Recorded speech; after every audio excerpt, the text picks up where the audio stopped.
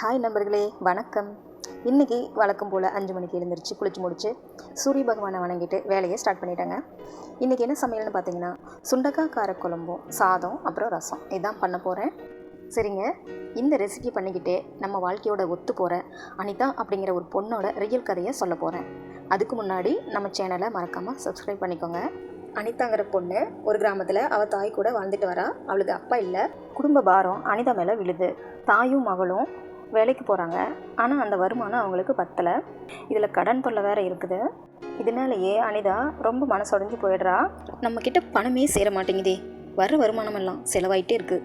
நம்ம எவ்வளோ தான் உழைச்சாலும் கையில் ஒரு 10 பைசா நிற்க மாட்டேங்குது. பணக்காரியாக ஆகிறதுக்கு நமக்கு எந்த தகுதியும் இல்லை போல் அப்படின்னு தினமும் புலம்பிக்கிட்டே இருப்பா. அவள் மனசு முழுக்க பணம் வராது, நான் அதிர்ஷ்டம் இல்லாதவ, பணம் எல்லாருக்கும் கிடைக்குது, எனக்கு மட்டும் கிடைக்கல அப்படிங்கிற எண்ணம் தான் நிரம்பி இருந்துச்சு. அதனால் நெகட்டிவ் தாட் பேட்டர்ன் மட்டுமே அவள் வாழ்க்கையில் தடையாக இருந்துச்சு. அவளோட அடிப்படை பிரச்சனையின் காரணமே சின்ன வயசுலேருந்தே பணம் அப்படிங்கிறது அவ்வளோ ஈஸியாக கிடைச்சிடாது, அதுக்கு கடினமாக உழைக்கணும் அப்படிங்கிற வார்த்தைகளை உண்மைன்னு நம்பினதுனால தான். என்னால் அதை செய்ய முடியாதுன்னு மனசில் நினச்சதால தான் வந்த வாய்ப்புகளையும் அவள் தவற விட்டுட்டா. சுருக்கமாக சொல்ல போனால் அனிதாவோட ஆள் மனசில் பணம் வராதுன்னு நம்பினது தான் இப்போ பிரச்சனையே. அனிதாவோட இந்த மனநிலையை பற்றி தெரிஞ்சுக்கிட்ட அவளுடைய தோழி ஒரு சைக்காலஜி டாக்டர்கிட்ட கூட்டிகிட்டு போகிறா. அனிதாவோட பிரச்சனை என்னன்னு தெரிஞ்சுக்கிட்ட அந்த சைக்காலஜி டாக்டர் அவளுக்கு ஒரு நல்ல சொல்யூஷன் கொடுத்து அவளுடைய பிரச்சனையிலிருந்து அவளை மீட்டெடுக்கிறார். டாக்டர் சொன்னபடி அனிதா நடந்துக்கிட்டதுனால அவள் வாழ்க்கையே அழகாக மாறிடுச்சு. ரொம்ப சீக்கிரத்திலேயே அவள் கோடீஸ்வரியாவும் ஆயிட்டா.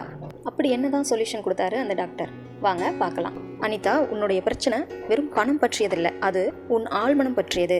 நீ தினமும் பணம் வராது, வாழ்க்கை கடினம் அப்படின்னு சொல்லிக்கிட்டே இருந்ததால் உன்னுடைய சப்கான்ஷியஸ் மைண்டுக்கு பணம் வரக்கூடாதுன்னு ப்ரோக்ராமிங் செட் ஆகிடுச்சு. ஆனால் அதே மைண்டு தான் உன் வாழ்க்கையை மாற்ற போகிற மிகப்பெரிய சக்தி.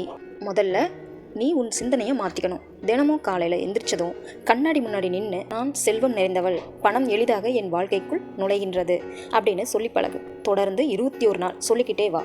அதுக்கப்புறம் உன்னோட சப்கான்ஷியஸ் மைண்டு இதை நம்ப ஆரம்பிச்சிடும். ஏன்னா நம்ம சப்கான்ஷியஸ் மைண்டுக்கும் பிரபஞ்ச சக்திக்கும் ஒரு கனெக்ஷன் இருக்குது. நாம் என்ன கேட்டாலும் நமக்கு அதை கொடுக்கறது தான் அதோட வேலை.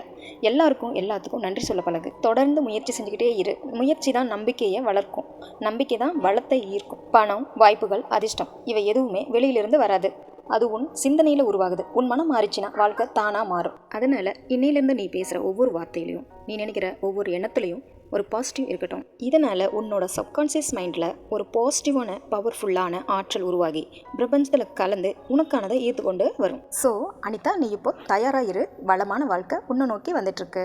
இதுதான் அனிதாவோட மாற்றத்திற்கான ஒரு தீர்வாக இருக்குது. இந்த கதை உங்களுக்கு பிடிச்சிருக்கும்னு நம்புகிறேன். மீண்டும் அடுத்த வீடியோவில் சந்திக்கலாம்.